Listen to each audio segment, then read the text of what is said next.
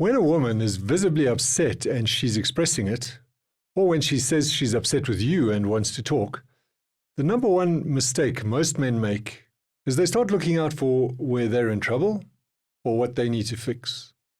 Neither are helpful. Why?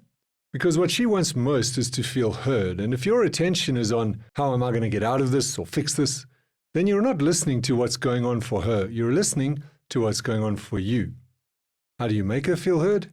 You listen, and listen properly, authentically, which is a skill and something you do consciously, deliberately, and which requires a mindset shift that requires some self-awareness or mindfulness.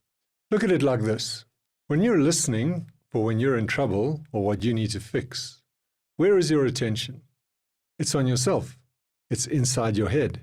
You're focusing on your own thoughts. You're queuing up your arguments, what you're going to say. Guys, that's not listening.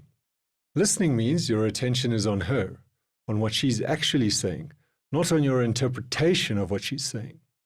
So you need to remain mindful of that. Listening means you shut up, both verbally and inside your own head.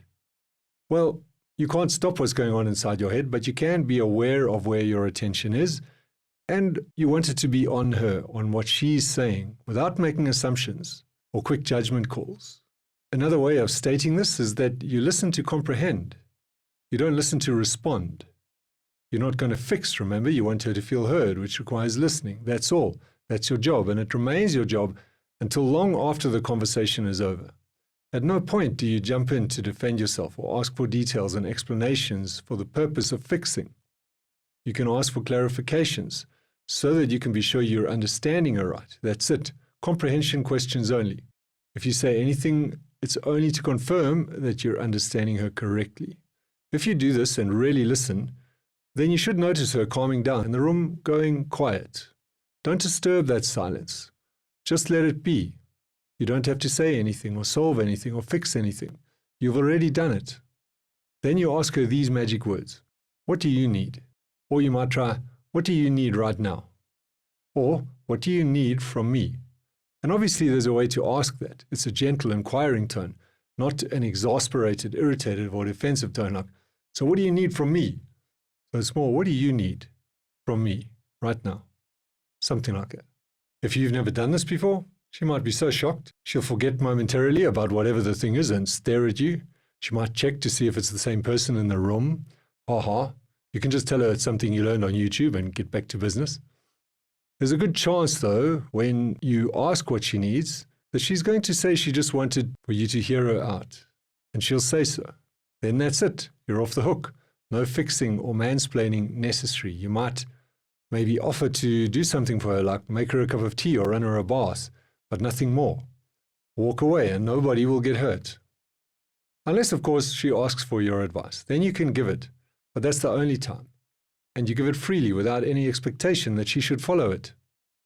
She might also be surprised because nobody's ever asked her that, not even her friends. It may be the first time she's approached it from that empowered perspective, because that's what it is. By asking, what do you need, you're inviting her to switch from a problem statement to a solution statement. And that's empowering for anybody. And this remains generally true, even if what's making her upset has something to do with you. Like maybe you keep entertaining a friend who she thinks is rude, or maybe you're spending too much time with your friends, or on your sport or hobby, or at work, something that's important to you. And maybe you don't think it's a problem. You've talked or argued about it before and you disagree. And now she's upset again. And now you're listening because you heard on YouTube that that's how you do it. And then, when she's finished, you ask the same question. Although this time it's going to be more, what do you need from me? Or you might say, what are you asking of me? Again, a curious rather than a defensive tone. This is important for two reasons. One, you're inviting her to move from a general complaint to a specific request, one that you can say yes or no to or negotiate around. It's a way of creating clarity for her and for you, and a way of getting both of you to take responsibility for an outcome, which will take the form of an agreement, or at least a negotiated settlement. So it puts you both in an empowered position relative to the issue.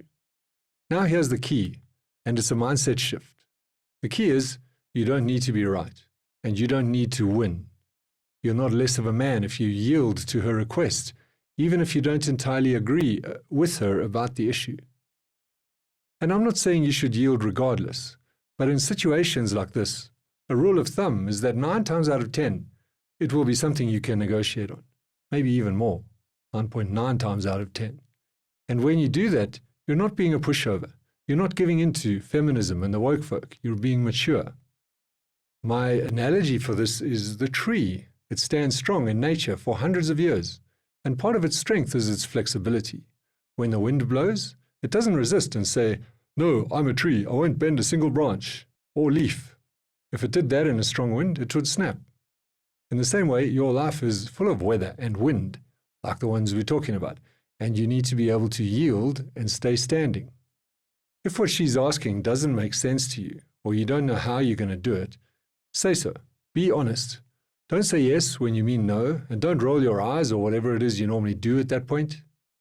If you need to, you can ask questions for clarity, so that you can be sure you understand what she means. Maybe even play it back to her so that she can confirm you've got it right. You might also say you need to take it away to make sense of it within your own mind and value system and figure out whether you can do it. In such cases, you might say something like, "I'll take that on and think about whether I can do that, or think about how I can do that." Now, as I said, there may be things that are simply against your value system that you absolutely can't do, like maybe she insists all of a sudden that you convert to a different religion or that you turn vegan or whatever. Those are things that people don't discuss before they get together, that come up later. So yes, there might be things you say no to. But as you can see, those are likely to be a relatively small percentage of requests, maybe like 1%. For those other 99% of things, you do not need to be rigid and call it principle, or think you're losing if you acquiesce. And this is true even if it doesn't completely make sense for you. Most often, the need to win or defend or be right or fix, be the hero, is just your ego defending its turf. Let it go. You're about to learn something. You're about to grow. You're about to become a bigger person, the person who can do this thing that you're doing, which is to step back and not need to defend or solve or fix or be right or be the hero, but to simply be present, to yield and maybe even agree to something that doesn't quite make sense yet. If you have a question about this or other topics you'd like me to cover, please drop it in the comments. I'm Neil Bierbaum, and I'm here to help you be the kind of man you know you can be, and to achieve meaningful, harmonious relationships and live the life you want and deserve. Don't forget to subscribe, like, share, and comment, and I look forward to seeing you in the next one.